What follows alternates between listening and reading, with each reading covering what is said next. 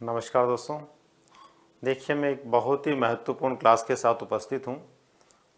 कई दिनों से आप लोगों की विशेष रूप से डिमांड थी, उसको ध्यान में रखते हुए मैंने 2 क्लासेस में आपके मैटर को तैयार करने का प्रयास किया है और उम्मीद करता हूँ कि इन दोनों क्लासों को यदि आप बहुत ध्यान से एक बार देख लेंगे तो आने वाली व्याख्याता भर्ती परीक्षा में स्कूल मैनेजमेंट को लेकर के जो आपका पाठ्यक्रम है उसमें काफ़ी हद तक आपको इससे सहयोग मिलेगा। मैं ये नहीं कहता कि इनमें से आपको प्रश्न मिलने की पूरी संभावना है, लेकिन ये ज़रूर है कि आपका जो संपूर्ण पाठ्यक्रम है वो मात्र 2 क्लासेस में एकदम अच्छे से रिवाइज हो जाएगा और आपने जो पहले पढ़ा है या आपने जो अभी तक तैयारी की है, या बहुत से लोग ऐसे भी होंगे जिन्होंने स्पेशली इस विषय को लेकर के बहुत बेहतर तैयारी नहीं कर पाए होंगे, उन सब के लिए ये अपने आप में रामबाण साबित हो, ऐसा प्रयास मेरा इन क्लासों के माध्यम से रहा है और रहेगा। इसलिए आप लोगों को पूरे ध्यान से, पूरे मन से इन चीज़ों को देखना है और दोनों क्लासों को देखना अनिवार्य रूप से है, तभी जाकर के आप कंप्लीट जो पाठ्यक्रम है उसको छू पाएंगे, क्योंकि 2 क्लासेस के माध्यम से कुछ खास बातें मैं आप तक पहुंचाने का प्रयास कर रहा हूं। तो शुरुआत करते हैं दोस्तों आज की हमारी इस पहली क्लास की। ये स्पेशली व्याख्याता जो भर्ती परीक्षा आपके उसके लिए है, स्कूल मैनेजमेंट से संबंधित 2 क्लास में सब कुछ। 2 क्लास में सब कुछ का मतलब बहुत सारी चीज़ें मात्र 2 क्लास में आपको मिल जाएगी, मैक्सिमम चीज़ें। ये पहली क्लास हमारी है और दोस्तों इसमें स्लोगन लिखा है मैंने, जो पढ़ जाएगा पार लग जाएगा। इसका मतलब सुनिश्चित रूप से इससे काफ़ी कुछ हमें फ़ायदा मिलने वाला। तो शुरुआत करते हैं दोस्तों पहले पार्ट से। सबसे पहले नंबर पर देखिए, सर्वप्रथम भारत में 1813 ईस्वी ऐसा समय था जब ईस्ट इंडिया कंपनी के चार्टर के माध्यम से भारत में शिक्षा के लिए कार्य करना शुरू किया। यूँ कह सकते हैं ईस्ट इंडिया कंपनी ने भारत में शिक्षा के लिए काम करना कब शुरू किया। ईस्ट इंडिया कंपनी व्यापार के लिए आई थी, लेकिन ईस्ट इंडिया कंपनी ने कब से भारत देश में भारतीय लोगों की शिक्षा के लिए कामकाज करना शुरू किया। तो दोस्तों ध्यान रहे, सर्वप्रथम भारत में 1813 ईस्वी का जो चार्टर था उसके माध्यम से ईस्ट इंडिया कंपनी ने भारत के लोगों के लिए शिक्षा के ऊपर काम करना शुरू किया। नेक्स्ट है, अंग्रेजों के काल में भारत में शिक्षा विभाग की स्थापना सबसे पहले कब की गई। दोस्तों हमें ये ध्यान रहे कि अंग्रेजों के काल में सबसे पहले 1896 ईस्वी के समय क्या किया गया था। 1896 ईस्वी के समय शिक्षा अधिकारियों की नियुक्ति की गई थी, यानी शिक्षा अधिकारी जो है प्रत्येक उस जमाने के जिलों में बना दिए गए थे, लेकिन इसके लिए कोई पृथक से विभाग नहीं बनाया गया था। पृथक से विभाग बनाने के लिए पहली जो महत्वपूर्ण गतिविधि रही वो रही 1910 की। 1910 ईस्वी में अंग्रेजी सरकार ने पहली बार हमारे राजस्थान में शिक्षा विभाग की स्थापना की थी। नेक्स्ट है, प्रबंधन को किसी भी संगठन का मस्तिष्क कहा जाता है। दोस्तों प्रबंधन जो होता है वो किसी भी संगठन का क्या कहलाता, मस्तिष्क कहलाता। आपसे पूछा जा सकता है कि प्रबंधन किसी भी संगठन में क्या भूमिका रखता है, तो इसका मतलब वो क्या रखता, मस्तिष्क की भूमिका। मस्तिष्क का मतलब होता है संपूर्ण कार्यों के संचालन करने में योगदान देने वाला। हम दैनिक जीवन में जितने भी कार्य करते हैं उनमें हमारे मस्तिष्क की भूमिका जो होती है वो सबसे महत्वपूर्ण होती है। मस्तिष्क ही हमें विभिन्न कार्यों के लिए दिशा निर्देश प्रदान करता है। नेक्स्ट है दोस्तों, वैज्ञानिक प्रबंधन की शुरुआत F.W. टेलर ने। वैज्ञानिक प्रबंधन की शुरुआत किसके द्वारा की गई, F.W. टेलर के द्वारा की गई। इनके अनुसार प्रबंधन क्या होता है, इनके अनुसार प्रबंधन यह जानने की कला है कि क्या करना है तथा उसे करने का सर्वोत्तम सरल तरीका क्या है। यहां पर F.W. टेलर ने प्रबंधन के बारे में क्या विचार दिया था, प्रबंधन के बारे में कहा था कि प्रबंधन इस बात को जानने की कला है, किस बात की, कि क्या करना है पहले बात तो, और उसे करने का सर्वोत्तम और सबसे सरल तरीका क्या है। ये बात, ये विचार किसके द्वारा दिया गया, F.W. टेलर के द्वारा। किसके लिए, प्रबंधन के लिए। नेक्स्ट देखिए, तथा इसका औपचारिक विकास औद्योगिक क्रांति के समय इंग्लैंड में हुआ। दोस्तों जो वैज्ञानिक प्रबंधन है इसकी औपचारिक जो शुरुआत हुई, औपचारिक शुरुआत वो कहाँ पर हुई, औद्योगिक क्रांति के माध्यम से हुई, इंग्लैंड से। इंग्लैंड दुनिया का पहला देश है जहां पर वैज्ञानिक प्रबंधन की शुरुआत हुई और औद्योगिक क्रांति के दौर में ये सबसे ज़्यादा विकास को प्राप्त हुआ। नेक्स्ट है दोस्तों, शैक्षिक प्रबंधन की व्यवस्थित, शैक्षिक प्रबंधन जो है इसकी व्यवस्थित अवधारणा का विकास अमेरिका में हुआ। पूछा जा सकता आपसे कि शैक्षिक प्रबंधन जो है, जो शिक्षा के क्षेत्र में प्रबंधन हम काम में लेते हैं, एजुकेशनल मैनेजमेंट जिसको हम कहते हैं, इसकी व्यवस्थित तरीके से सबसे पहले शुरुआत जो हुई या इसका विकास जो हुआ वो दुनिया के कौन से देश में हुआ? तो अमेरिका दुनिया का पहला ऐसा देश है दोस्तों जहां पर शैक्षिक प्रबंधन की विशेष रूप से विकास की गतिविधियां प्रारंभ हुई। दोस्तों नेक्स्ट है, हेनरी फेयोल के अनुसार प्रबंधन POCCC, हेनरी फेयोल के अनुसार प्रबंधन जो है उसके कार्यों को इन्होंने बताया POCCC के रूप में। यहाँ पर POCCC क्या है? POCCC का मतलब है, P का मतलब प्लानिंग से है, यानी कि नियोजन से। P का मतलब प्लानिंग मतलब नियोजन से है, नियोजन से है। दूसरे नंबर पर यहाँ पर है ऑर्गेनाइजेशन, ऑर्गेनाइजेशन का मतलब संगठन, संगठन से है। उसके बाद में तीसरे नंबर पर है कमांड, कमांड का मतलब है निर्देशन, कमांड का मतलब है निर्देशन। उसके बाद में C, अगला सेकंड नंबर का C, यह है कोऑर्डिनेशन, कोऑर्डिनेशन का मतलब है दोस्तों इसका अर्थ है समन्वय, समन्वय। और उसके बाद में लास्ट का C जो है वो है कंट्रोल, कंट्रोल का मतलब नियंत्रण। दोस्तों ये जो इन्होंने सूत्र दिया है POCCC का, ये विशेष रूप से शैक्षिक प्रबंधन के क्षेत्र में दिया है, क्योंकि शैक्षिक प्रबंधन के व्यवस्थित रूप से आगे बढ़ाने वाले जनक जो हैं वो हेनरी फेयोल माने जाते हैं। इन्होंने ही सबसे पहले इस तरह की अवधारणा दी है और इनके द्वारा ही POCCC सूत्र दिया गया है। वैसे हम विशिष्ट कार्यों के लिए पोस्ट कॉर्ब सूत्र को पढ़ते हैं जो लूथर गुलिक के द्वारा दिया गया है, लेकिन शैक्षिक प्रबंधन में यदि कार्यों की हम बात करते हैं, विशिष्ट कार्यों की, तो यहाँ पर हेनरी फेयोल का जो सूत्र है वो महत्वपूर्ण है।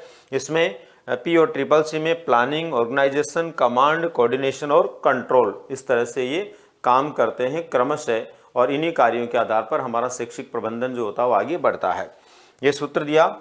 इन्हें प्रबंधन के सिद्धांतों का जनक भी कहा जाता है। प्रबंधन के सिद्धांतों का जनक किसे कहते हैं? तो ध्यान रहे, प्रबंधन के सिद्धांत देने का श्रेय किसको जाता है? हेनरी फेयोल को जाता है। नेक्स्ट है दोस्तों, किसी भी शैक्षिक प्रबंधन में, किसी भी शैक्षिक प्रबंधन में, चाहे कोई सा भी शैक्षिक प्रबंधन हो, उसमें निम्न तत्व अनिवार्य होते हैं। इन तत्वों का होना जरूरी है। ये तत्व हैं तो ही वो शैक्षिक प्रबंधन जो है सकारात्मक रूप से परिणाम दे सकता है या पॉजिटिव रिजल्ट उसके आ सकते हैं। क्या क्या दोस्तों? पहले नंबर पर वैज्ञानिक दृष्टिकोण होना चाहिए। शैक्षिक प्रबंधन हो रहा मतलब वहां पे हमारा दृष्टिकोण क्या होना चाहिए? वैज्ञानिक प्रकार का होना चाहिए। दूसरे नंबर पर सार्वभौमिकता, कोई भी शैक्षिक प्रबंधन होता है वो सार्वभौमिक होता है, सार्वभौमिकता इसमें पाई जाती है। कार्यात्मक अवधारणा, यहाँ पर निश्चित रूप से किसी न किसी प्रकार के कार्य होने से संबंधित विचारधारा का होना तय है। ये एक मूल तत्व है किसी भी शैक्षिक प्रबंधन का। इसके अलावा शैक्षिक प्रबंधन जहाँ होता है दोस्तों वहाँ पर सामूहिक प्रयास होता है। सामूहिक प्रयास को हम क्या कह सकते हैं? सहभागिता भी कह सकते हैं। सहभागिता या सामूहिक प्रयास शैक्षिक प्रबंधन में पाया जाता है, क्योंकि वहाँ पर प्रधानाध्यापक, अध्यापक, बालक सभी मिलकर सामूहिक प्रयास करेंगे तभी एक विद्यालय के पॉजिटिव रिजल्ट प्राप्त होंगे।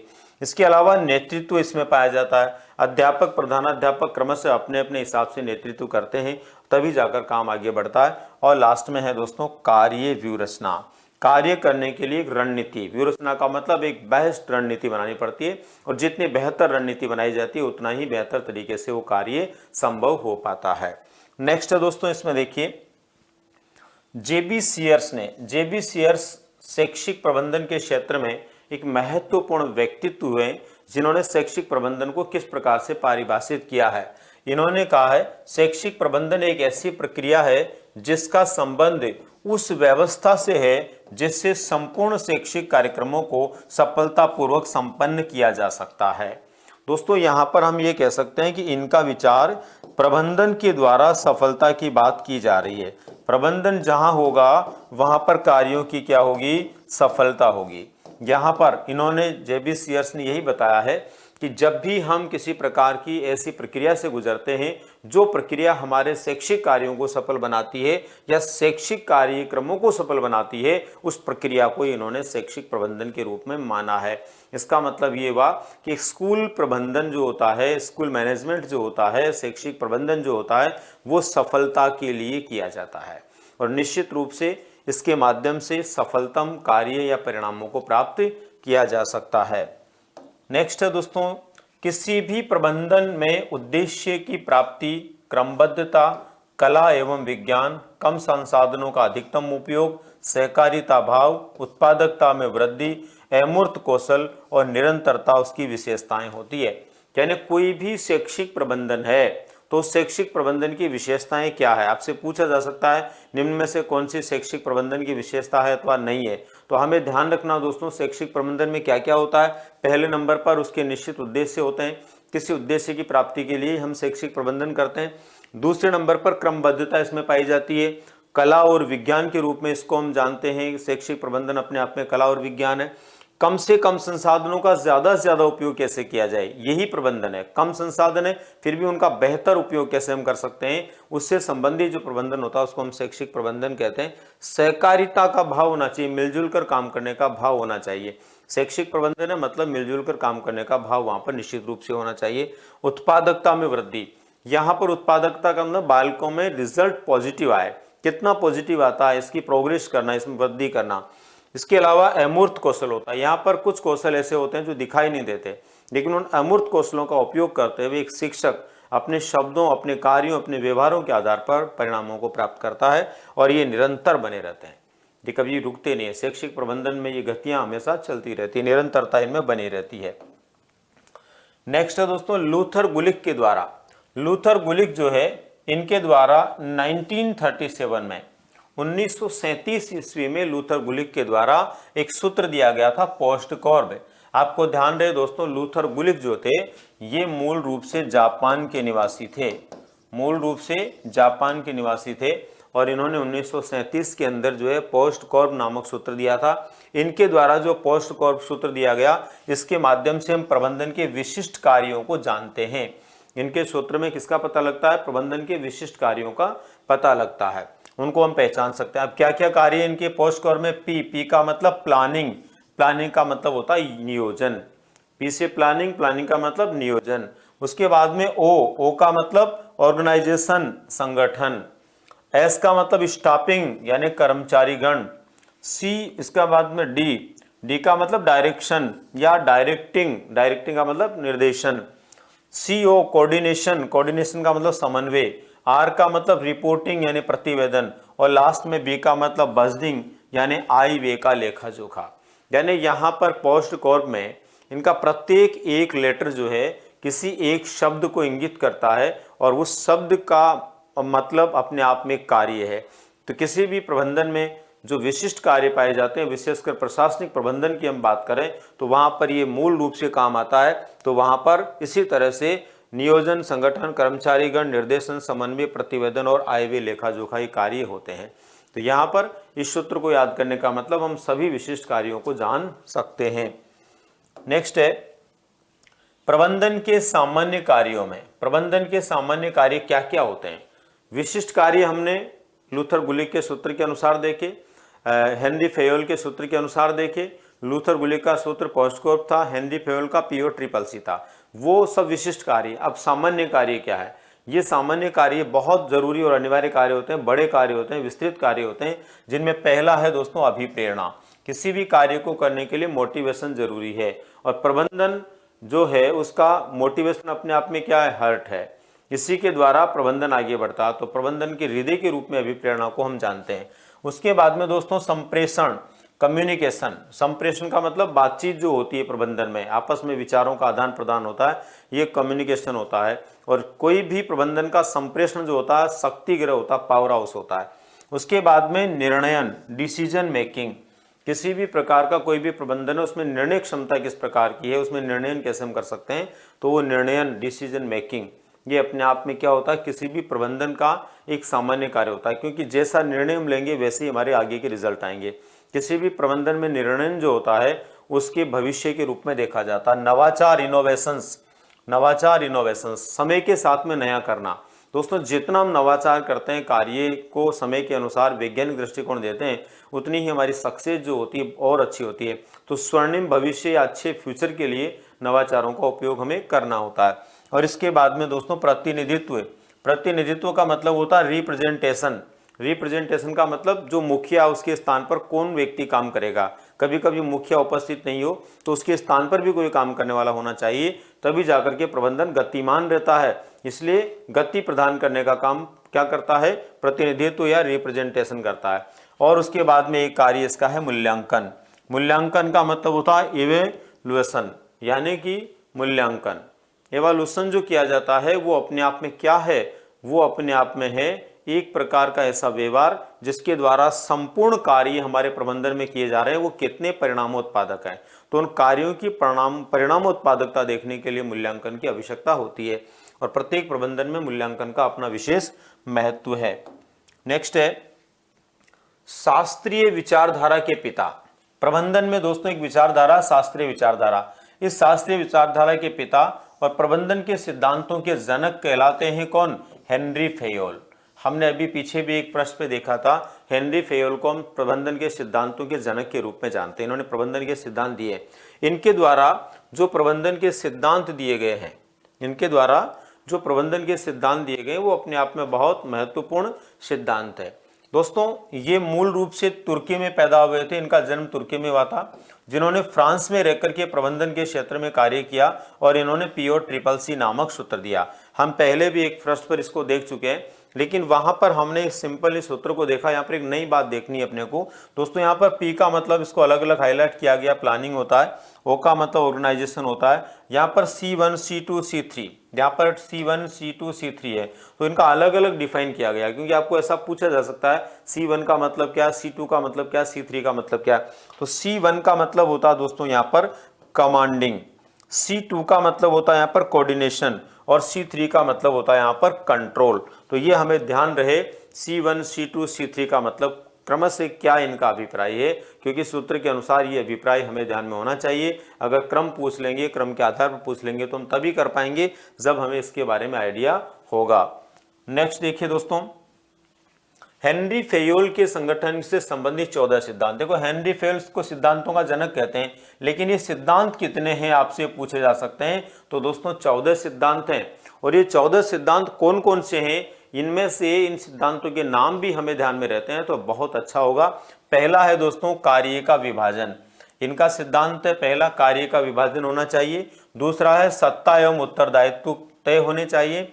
तीसरा अनुशासन बहुत जरूरी है किसी भी प्रबंधन में। आदेश की एकता होना जरूरी है किसी भी प्रबंधन में, बिना आदेश की एकता के प्रबंधन सफल नहीं हो सकता। निर्देशन की एकता भी होना जरूरी है, सभी को एक समान प्रकार के निर्देश मिले।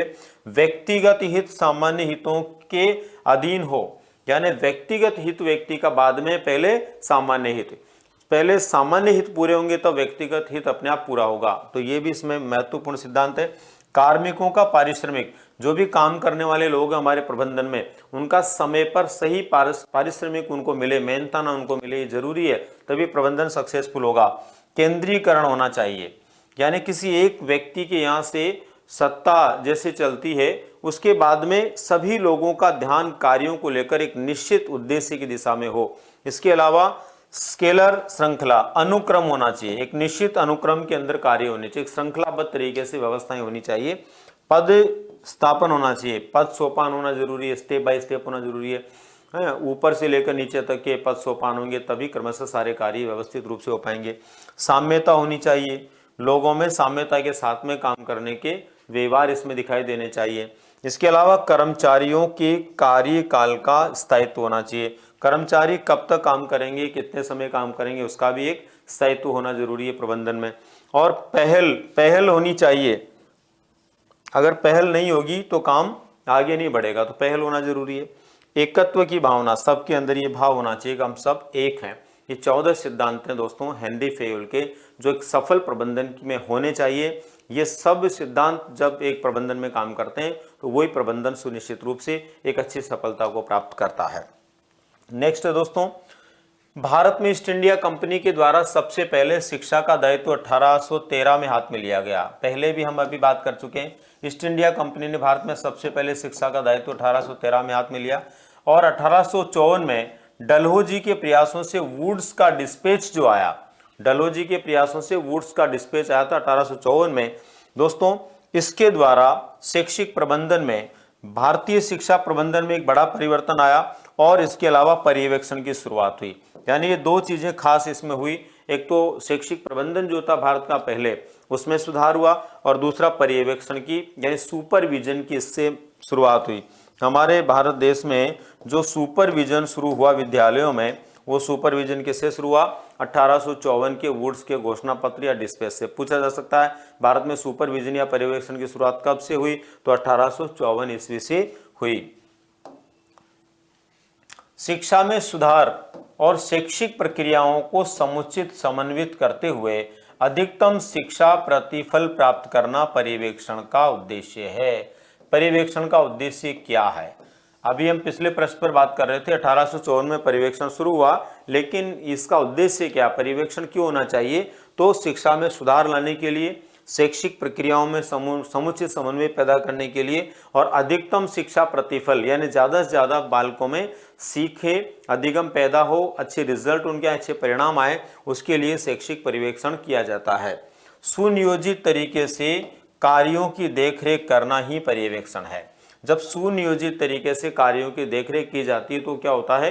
पर्यवेक्षण होता है। दोस्तों, पर्यवेक्षण के लिए अंग्रेजी में सुपरविजन शब्द का प्रयोग करते हैं और यह सुपरविजन शब्द का मतलब होता है असाधारण या श्रेष्ठ दृष्टि, यानी सामान्य दृष्टि से नहीं बल्कि असाधारण दृष्टि से। एक तो सरसरी निगाहों से हम किसी चीज को देखते हैं, एक बहुत गहनता से हम किसी चीज को देखते हैं। तो गहनता से जब देखते हैं वो एक असाधारण दृष्टि होती है, एक विशिष्ट दृष्टि होती है। तो उसी असाधारण या विशिष्ट दृष्टि से किसी कार्य व्यवहार को होते हुए देखना, उसकी सक्सेस को देखना ही क्या होता है दोस्तों? वही होता है पर्यवेक्षण या सुपरविजन।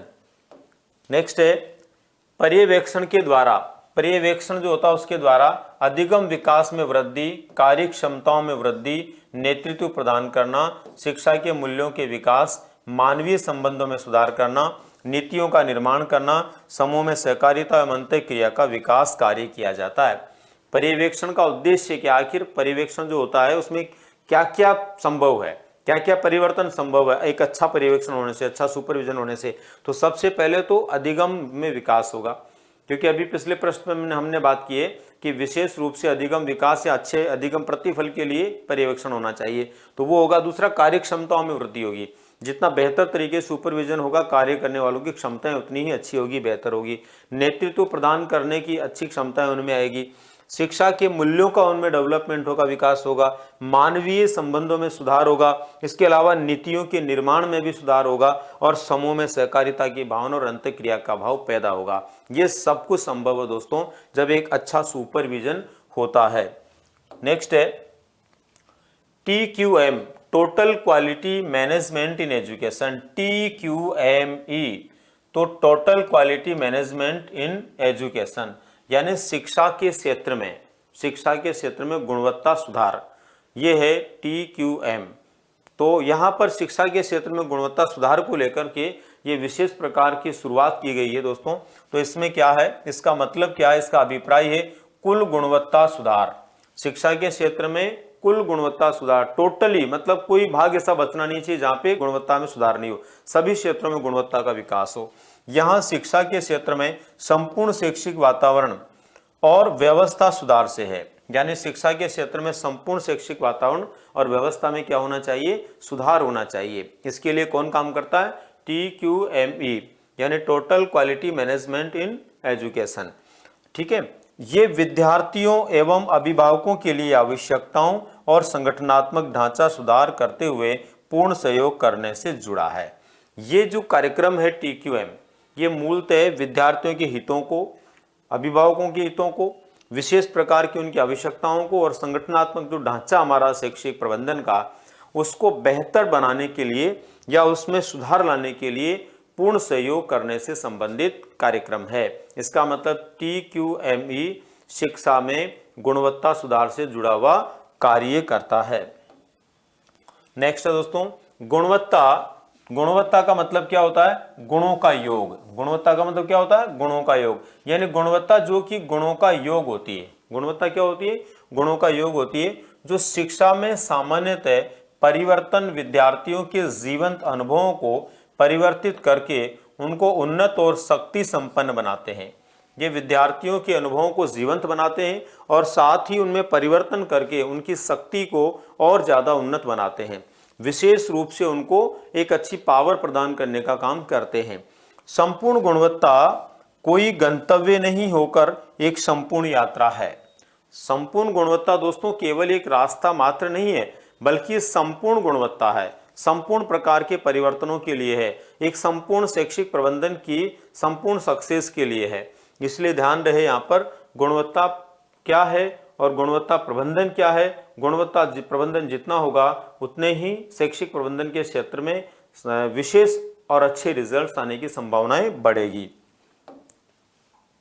भारत में गुणवत्ता प्रबंधन संबंधी संस्थाओं में राष्ट्रीय मूल्यांकन एवं प्रत्यायन परिषद। देखो, भारत देश में गुणवत्ता प्रबंधन से संबंधित कुछ संस्थाओं के नाम भी आपको ध्यान में रखने हैं, और ये टॉपिक आपके पाठ्यक्रम में नया है दोस्तों, इसलिए यहाँ से प्रश्न आने की निश्चित रूप से संभावना है। तो कौन कौन सी ऐसी संस्थाएं हैं जो भारत में शैक्षिक गुणवत्ता सुधार के लिए ध्यान देती है, काम करती है? तो ऐसी संस्थाओं में एक संस्था है राष्ट्रीय मूल्यांकन एवं प्रत्यायन परिषद, जिसको हम नेक के नाम से जानते हैं।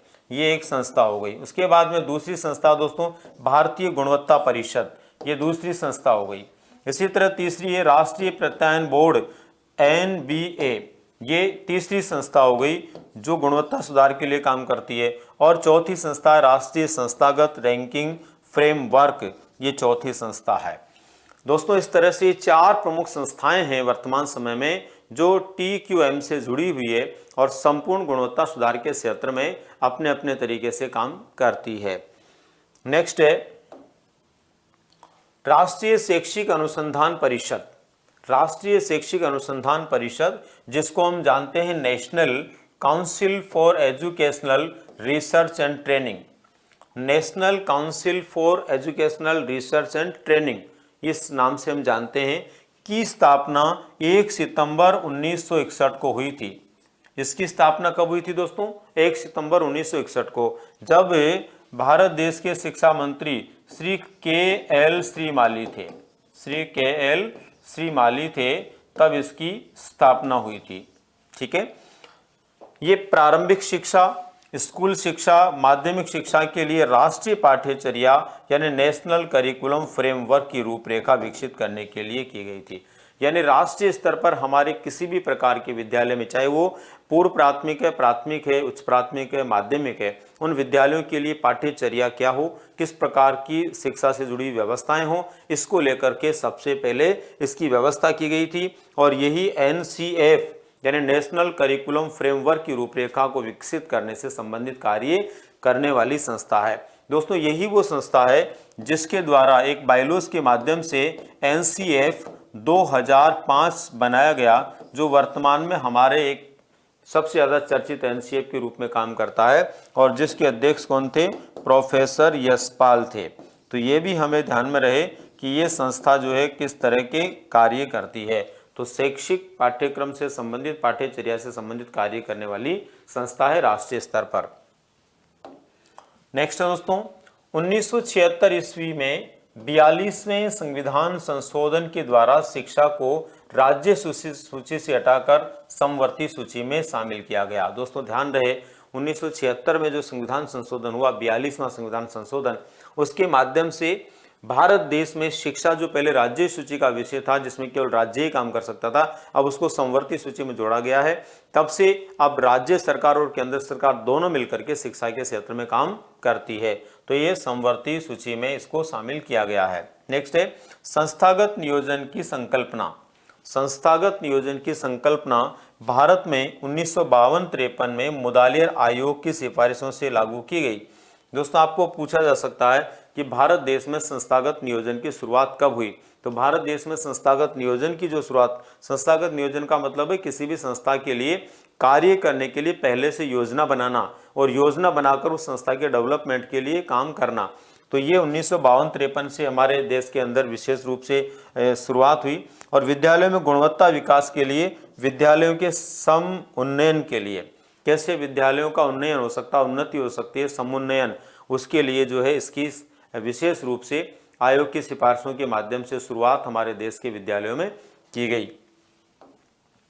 नेक्स्ट है दोस्तों, कोठारी आयोग जो बना 1964-66 तक इसने विशेष रूप से काम किया। इसकी अभिशंसा के आधार पर अगस्त 1968 से शिक्षा विभाग राजस्थान ने विद्यालय योजना अनिवार्य की।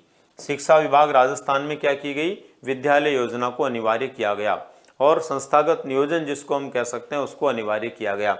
ये हमारे यहाँ पर 1972-73 के सत्र से सभी विद्यालयों में शुरू हुआ। 1972-73 का जो शैक्षणिक सत्र था उससे हमारे राज्य के सभी विद्यालयों में इसकी शुरुआत की गई। और इसका जो मुखिया होता है, इस कार्य को करने वाला, वो कौन होता है, उस संस्था का प्रधानाध्यापक होता है जो विद्यालय के समुन्नयन के लिए विकास योजना का निर्माण करता और करवाता है। नेक्स्ट है, संस्थागत नियोजन में शैक्षिक सुधार की दृष्टि से पाठ्यक्रम सुधार, नामांकन सुधार, शिक्षण पद्धति सुधार, पुस्तकालय व्यवस्था, पुरस्कार एवं दंड तथा परीक्षा परिणाम सुधार को शामिल किया गया। दोस्तों, संस्थागत नियोजन में आखिर क्या करते हैं, कौन से क्षेत्रों के डेवलपमेंट या विकास के लिए काम करते हैं, तो इसमें ध्यान रहे सबसे पहले तो शैक्षिक वातावरण में सुधार हो। इसके लिए पहली आवश्यकता हमारा पाठ्यक्रम सुधरे, अच्छा पाठ्यक्रम होगा तो अच्छी शिक्षा हम दे पाएंगे। दूसरा, बालकों का नामांकन सुधार हो, ज़्यादा से ज़्यादा बालक जो है नामांकित हो, विद्यालयों में ड्रॉप आउट नहीं हो, वहाँ लंबे समय तक पढ़े, उनका ठहराव हो, तब जाकर के अच्छी शिक्षण पद्धति के माध्यम से पढ़ाया जाएगा। इसका मतलब अच्छी शिक्षण पद्धति का विकास करना। पुस्तकालय की व्यवस्था भी होनी चाहिए। जब हम ये सब करेंगे तो अच्छा पुस्तकालय होगा, अच्छी पुस्तकें होगी तो वहाँ से बालकों को सीखने को मिलेगा। इसके अलावा पुरस्कार और दंड की व्यवस्था कैसे हो और परीक्षा प्रणाली में सुधार कैसे हो, ये सारी चीजें शामिल होती है संस्थागत नियोजन में, जो कि सकारात्मक शैक्षिक वातावरण को बनाने के काम आती है।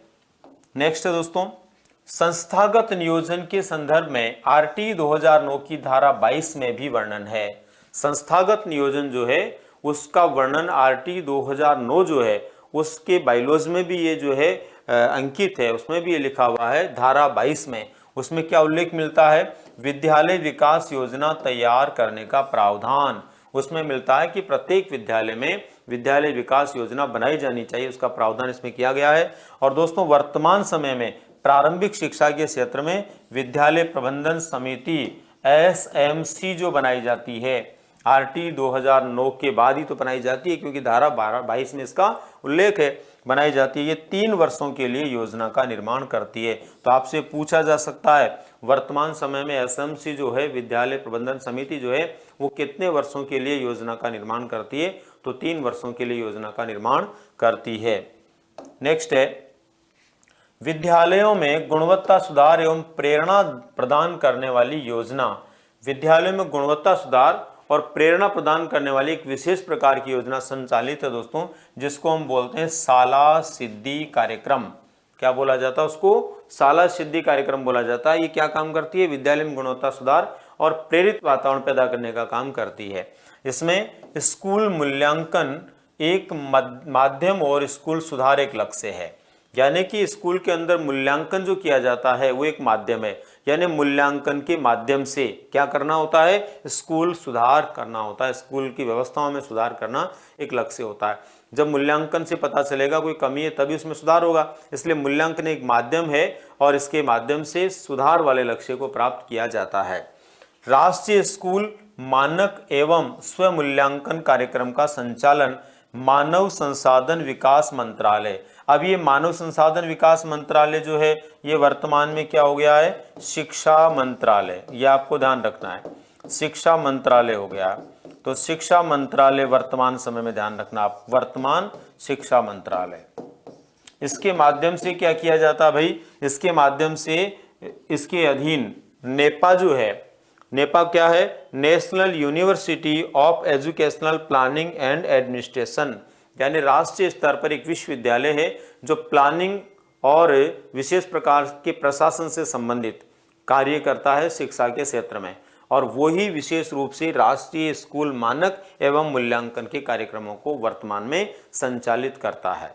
ध्यान रहे संस्थागत नियोजन में इस यूनिवर्सिटी का बहुत बड़ा योगदान है, जिसको हम नेपा के नाम से जानते हैं। नेपा की पूरे नाम के बारे में भी आपसे परीक्षा में पूछा जा सकता है, काम क्या करता है वो भी आपसे पूछा जा सकता है।